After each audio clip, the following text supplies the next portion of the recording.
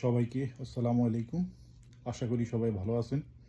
আর একদিন পর আমাদের বাংলাদেশে শুরু হতে যাচ্ছে বিপিএল 2025।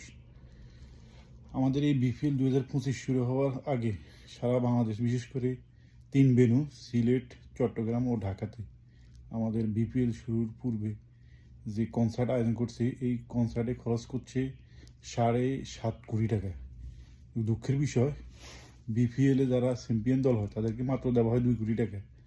কিন্তু একটা বিপিএল দল ঘুরতে সর্বনিম্ন 12 থেকে 15 কোটি টাকার বেশি খরচ হয়।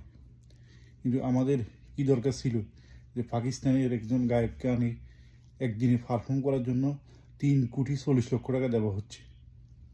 এটা খুবই দুঃখজনক এবং এটা খুবই হতাশা।